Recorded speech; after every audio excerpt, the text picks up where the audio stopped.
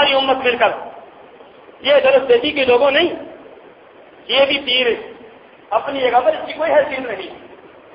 اللہ کے رسول کی بات کے سامنے تو صحابہ کرام کی بات کی کوئی حیثیت نہیں. آپ جانتے ہیں اس واقعے کو، حضرت عبداللہ بن عمر رضی اللہ تعالیٰ عنہ خود اس حدیث کے، خود اس بات کے راوی ہے اس واقعے کے کہ صحابہ کرام کے درمیان حج تمتع اور حج کرام میں اختلاف پیدا ہوا. بعض صحابہ کہتے ہیں حج تمتع افضل ہے، بعض کہتے ہیں حج کرام افضل ہے. حضرت عبداللہ بن عمر کے پاس آ کر کہا آپ کا کیا فتویٰ ہے؟ انہوں نے کہا میں نے خود رسول اللہ صلی اللہ علیہ وسلم کے ساتھ حج کیا ہے، آپ نے حج تمتع کیا ہے. تو کہنے لگے کہ شیخین تو کچھ اور کہہ رہے ہیں. شیخین سے مراد پتہ ہے کون ہے؟ حضرت ابوبکر صدیق، حضرت عمر فاروق جیسی اولو العزم شخصیات ہیں، بڑی شخصیات ہیں. حضرت عبداللہ بن عمر سے کہا گیا کہ حضرت ابوبکر صدیق اور عمر فاروق کہتے ہیں کہ حج قران افضل ہے اور آپ کہتے ہیں حج تمتع افضل ہے. تو حضرت عبداللہ بن عمر نے کیا بات فرمائی؟ فرمایا کہ یوں شکو ان تنزل علیک حجارۃ من السماء، مجھے شک ہے کہ آسمان سے تم پر پتھروں کی بارش نہ ہو. میں کہتا ہوں محمد رسول اللہ نے یہ فرمایا، تم کہتے ہو بکر عمر نے یہ فرمایا. اب بکر و عمر کی رسول اللہ کے سامنے حیثیت ہی کیا؟ جو بکر اور عمر رضی اللہ تعالی عنہما کی اللہ کے رسول کے سامنے حیثیت نہیں ہے، تو مجھے بتلائیے کہ ہمارے اماموں کی، ہمارے قائدین کی، ہمارے رہبروں کی، ہمارے رہنماؤں کی، ہمارے پیروں کی، ہمارے فقیروں کی رسول اللہ کے سامنے حیثیت ہی کیا رہ جاتی ہے؟ پھر ہم نے کس بنیاد پر ان کو مان رکھا؟ پھر کس بنیاد پر آج ہر تقسیم میں ہے؟ یہ قاضی کو ماننے والا، یہ چشتی کو ماننے والا، یہ سہروردی کو ماننے والا، یہ فلاں وردی کو ماننے والا، یہ فلاں کو ماننے والا. میں کہتا ہوں لوگوں سارے کے سارے یہ راستے غلط ہیں. راستہ وہی صحیح ہے جسے محمد رسول اللہ صلی اللہ علیہ وسلم نے بتایا. آج ہم اور آپ سارے جنت کو جانے کے لیے تیار ہیں، لیکن ہم نے راستہ غلط اختیار کر لیا. ہم نے راستہ غلط اختیار کر لیا، ہم نے رہبر غلط اختیار کر لیے ہیں، ہم نے دین غلط اختیار کر لیا ہے، ہم نے رہنما غلط اختیار کر لیے ہیں. جاتے ہیں جنت. یاد رکھے رسول اللہ صلی اللہ علیہ وسلم نے جنت کا راستہ بتلایا اور آپ نے جنت کی گاڑی بھی بتلائی. آپ نے فرمایا جنت کا راستہ میرا راستہ ہے اور گاڑی قرآن و سنت ہے، اس کے اوپر سوار ہو جنت میں چلے جاؤ. میرے راستے پر چلو، بس میرے راستے پر چلو، جو دین میں نے بتلایا ہے اس پر عمل کرو. اس کے علاوہ کسی تیسرے کی بات پر عمل نہیں کرنا، یہ نجات کا راستہ. یہ امت مسلمہ کے لیے ضروری بات تھی جس کو امت نے آج مانا نہیں. جہاں جس کے شریعت ہے وہاں ہی وہ غالب. ہمارے ہندو پاک میں حنفی حضرات غالب ہیں، لوگ کہتے ہیں یہی مذہب. آپ عرب میں چلے جائیں، وہاں کسی علاقے میں شافعی زیادہ ہے تو لوگ کہتے ہیں یہی ٹھیک ہے. آپ افریقہ میں چلے جائیں، وہاں جو ہے وہ حنبلی زیادہ ہے، لوگ کہتے ہیں یہی ٹھیک. سعودی عرب کے علاقے میں علاقوں میں آپ چلے جائیں تو وہاں پر حنبلی زیادہ ہے، لوگ کہتے ہیں یہی ٹھیک ہے. میں یہ بات کہتا ہوں اسلام اقلیت اور اکثریت کی بات نہیں کرتا. اسلام یہ کہتا ہے کہ کتاب اور سنت پر کون ہے، قرآن و حدیث پر کون ہے. جو قرآن و حدیث پر ہے وہ ٹھیک ہے، جو قرآن و حدیث سے حق ہے وہ ٹھیک ہے. آئیے سامعین محترم، ذرا ٹھنڈے دل کے ساتھ تکلیف کی چکر بندیوں سے باہر نکل کر، عناد اور بغض اور حسد کی چکر بندیوں سے باہر نکل کر تھوڑی دیر کے لیے سوچتے ہیں کہ جس دین پر آپ اور میں آج ہیں یہ وہی دین ہے جو محمد رسول اللہ نے ہمیں دیا تھا. اگر وہی ہے تو پھر تو بہت اچھی بات ہے، آپ کو مبارک ہو. اگر وہ نہیں ہے تو پھر آپ کو فکر کرنے کی ضرورت ہے، کیونکہ اس دین پر چل کر ہی ہم جنت میں جا سکتے ہیں جسے محمد رسول اللہ صلی اللہ علیہ وسلم نے دیا.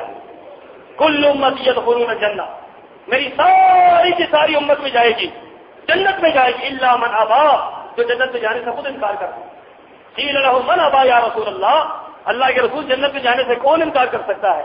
فرمایا من اطاعنی دخل الجنہ، جس نے میری اطاعت کی، میری فرما برداری کی، جس نے میری بات کو مانا، جس نے نماز میرے طریقے کے مطابق پڑھی، روزہ میرے طریقے کے مطابق رکھا، حج میرے طریقے کے مطابق کیا، عقیدہ، نظریہ، سوچ، فکر، لباس، اٹھنا بیٹھنا، کاروبار، تجارت، معیشت، معاشرت، ساری چیزیں جس نے میرے طریقے کے مطابق کی وہ جنت میں جائے گا. جس نے میرا طریقہ چھوڑ دیا اس نے جنت میں جانے سے خود انکار کر دیا.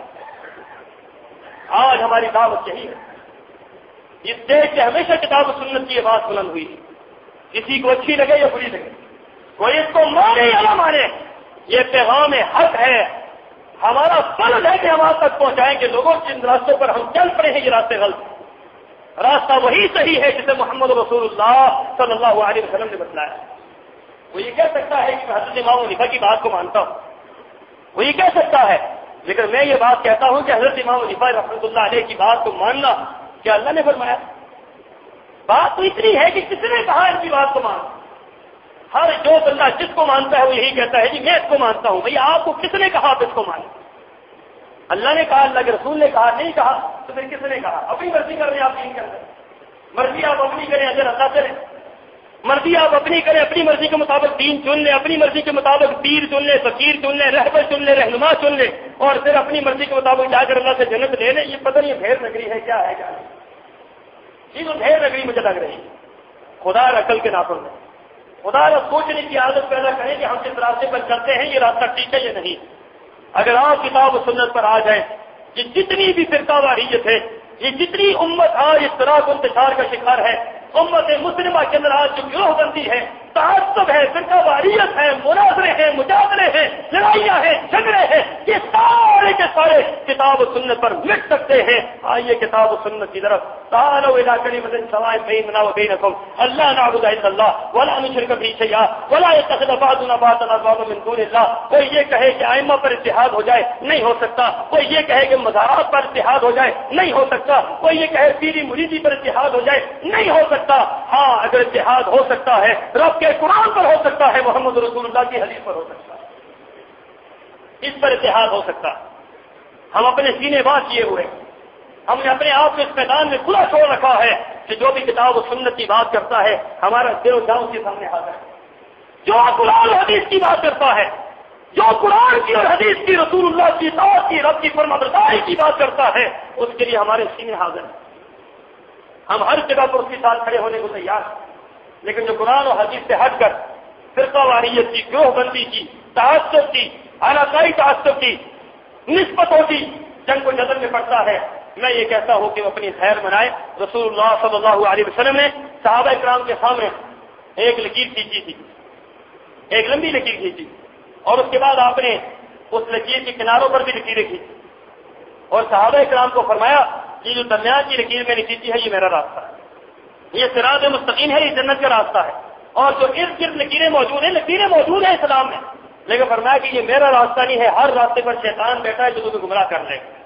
تم نے چلنا ہے تو میرے راستے پہ. جو درمیان میں لکیر میں نے کھینچی ہے یہ قرآن اور حدیث کی لکیر، اس پر تم نے چلنا ہے. تو اس پر چلو گے تو یہ میری بنائی ہوئی سڑک ہے، جنت پہ جاؤ گے. اس پر نہیں چلو گے تو جنت میں نہیں جا سکتے. اسی پر صحابہ کرام کی بوتیں ہوئی، اسی پر صحابہ کرام نے جانے دی. حضرت جابر بن عبداللہ رضی اللہ تعالیٰ عنہ، حضرت جابر کے والد عبداللہ شہید ہوئے میدان بدر کے اندر. تو رسول اللہ صلی اللہ علیہ وسلم نے ان کے بارے میں فرمایا تھا کہ اللہ تعالیٰ نے کائنات کے کسی شخص سے بھی بغیر حجاب کے بات نہیں کی. عبداللہ فوت ہوئے ہیں بغیر حجاب کے، بغیر کسی پردے کے.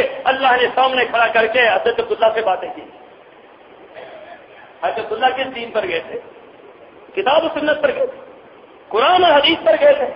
ہم اگر ضروری سمجھتے ہیں کہ اسلام میں اگر آپ نے رہنا ہے، مسلمان ہونے کے لیے حنفیت ضروری ہے، شافعیت ضروری ہے، حمدیت ضروری ہے، اسلام کے لیے سہروردیت ضروری ہے، قادریت ضروری ہے، چشتیت ضروری ہے، تو میرے خیال میں ہم صحابہ کرام پر بہتان باندھ رہے ہیں. اگر جنت میں جانے کے لیے نسبتیں ضروری ہے تو پھر صحابہ کرام جنت میں نہیں گئے. جو ان کی نسبتیں تھیں، ان کی نسبتیں نہیں تھی. اگر یہ نسبتیں کوئی حیثیت نہیں رکھتی پھر صحابہ کرام بھی جنت میں گئے ہیں، اور جو ان نسبت نہیں کرے گا وہ بھی جنت میں جائے گا. کیا مسلمان ہونے کے لیے کلمہ پڑھنا کافی نہیں ہے؟ کیا مسلمان ہونے کے لیے کتاب و سنت کو مان لینا کافی نہیں ہے؟ ایک شخص مسلمان ہوتا ہے، مسلمان ہونے کے بعد آپ اسے کیا کہتے ہیں؟ آپ مسلمان ہو جائے لا الہ الا اللہ محمد رسول اللہ پڑھنے بعد، اس کے بعد بھی کوئی اگلی بات ہے. اس کے بعد اگر آپ اگلی بات کریں گے کہ آپ حنفی بن جائیں، شافعی بن جائیں، مالکی بن جائیں، تو یہ آپ اضافہ کر رہے ہیں. یہ آپ دین کے اندر ایسی بات داخل کر رہے ہیں جس کا دین کے ساتھ کوئی تعلق نہیں ہے.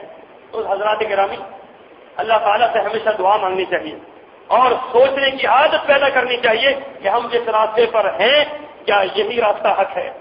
اگر حق ہے تو اس پر کاربند ہو جائیں، اس پر یقین کر لیں، اس کے لیے اپنی زندگی کے تمام معاملات کو وقف کر لیں. اگر آپ حق پر نہیں ہیں، آپ صحیح راستے پر نہیں ہیں، کتاب و سنت پر نہیں ہیں، تو پھر آپ کتاب و سنت پر آ جائیں. وہی نجات پائے گا جو قرآن و حدیث پر ہوگا، وہی سوال سے، وہی رسوائیوں سے، وہی ذلتوں سے نکلے گا جو قرآن و حدیث پر ہوگا. اللہ تعالیٰ سے دعا ہے اللہ مجھے اور آپ کو کتاب و سنت پر ہونے کی توفیق عطا فرمائے.